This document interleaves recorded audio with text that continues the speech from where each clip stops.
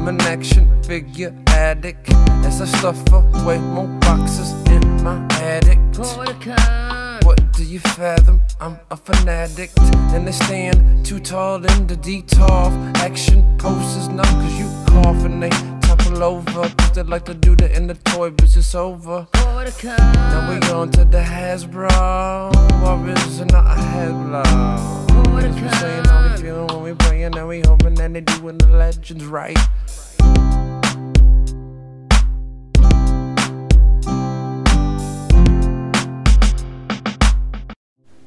Hey guys, it's your friendly neighborhood YouTuber, Corticon, back again.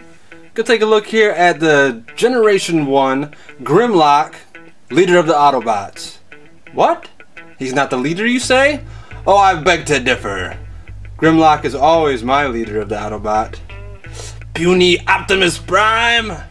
No, I've always liked Grimlock because, you know, to me, he was never really an Autobot and he was never really a Decepticon.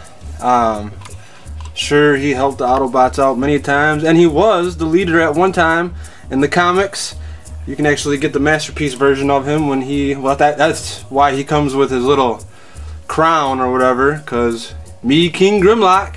It was a weird twist in the comics.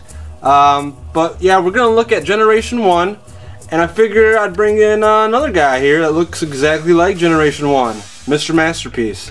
And you can see how accurate this Masterpiece is to the Generation 1. And to make it even fair, let's do something like this. Okay, so, I mean, they are mirror image of each other, and honestly, this transformation, besides the whole tail part, is identical to this guy. So I'm just bringing this guy in for a quick demonstration of what he would look like in you know, alternate mode or vehicle mode, whatever you want to call it, dinosaur mode.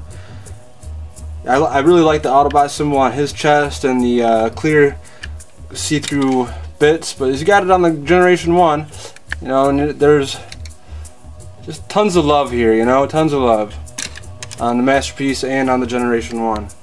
But like I said, that's pretty much, we'll do a back shot here because the sides are the same. You can see how they look on the back. It's a little twisted. And this is going to be kind of hard, you know, to see exactly what's going on. But there you go. Alright, we're going to get Masterpiece out of here and focus on Mr. G1. Before we do that, I wanted to do a quick comparison of the weapons. This is Masterpiece. Does light up kind of red. Here's Generation 1. Very similar. I mean, obviously that's Generation 1. Here's his blaster. Okay. Very similar also. But once again, you know, that's Masterpiece. Pretty cool stuff though. And what you can do here with this little cannon. Now this don't actually work, but that would fire off. He holds it. Grimlock first appeared as a Diaclone, the Dinosaur Robo series. Now, if you don't know that, Transformers was not always owned by Takara or Hasbro, and anybody that thinks GoBots is the first Transformer, well, you can freaking turn the station now because you are fooled. Go Google Microman, man. He was number 26 of the Takara line, or the Japanese number. Takara did buy him. He became an Autobot. He was originally, you know, a Diaclone. He was going to have a driver minifigure, but that got dropped. He also came with his Galaxo launcher and 3 rockets, which I do not have. He was also a Pretender in the 1989 line, but this guy was 2,300 yen when he first came out. And if you think Transformers are expensive today, that's about $30 freaking, man. So prices have always been relative, and this guy really is worth $30, even back in that day. But enough of the freaking info and backstory. Let's get on with Grims here. Grims is a robot. He is also a dinosaur. He's a Tyrannosaurus Rex version. He looks fantastic in this dinosaur version, and you see him like this a lot more than you do in Robot. I don't know exactly why that is. It's just how it is. Maybe because he looks more kick-ass like this. But you can see mine. He's an old toy. I mean, what are we pushing now? 30 years old now? Almost as old as me, buddy. Almost as old as me. Hey, he's got some wear and tear. His chrome's going. He's got some nicks here and there. His stickers are trying to run away on me. But you know what? For the most part, he has really held up very well. His clear bits aren't so clear no more, but the chrome does look fairly nice. We'll go over his articulation. His head can move. His head can open. His hands can move. His feet, and they can move right there. And that's pretty much it in dinosaur mode. I'll quickly go over this guy's transformation. What I like to do first off, take the head of the dinosaur, pull it back. Okay, take this bit. They got some pretty strong tabs, so we get his wings out. Now, like I said, this guy and the masterpiece are dead ringers for the same transformation, besides the tail part. Kind of get these feet out of here. Okay, so it's looking a little something like that now. There we go. There he is. Enjoy, guys. Take care. Oh, wait. We're not done yet. You gotta take his legs here. You gotta break them. You gotta break his legs in half, man. I do, at least. It helps bend them out of there. I fold these right out of the way so they're out of your way when you go and take them.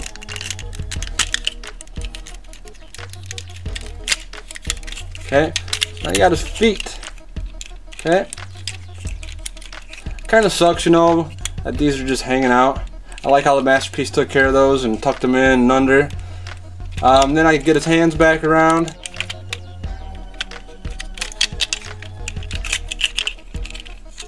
Oh yeah. This part, this attaches right here. Mine's got some strong tabs for being so old. Man.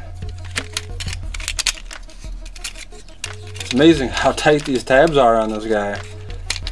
And there you go. Kind of get his hands where you want them, I guess.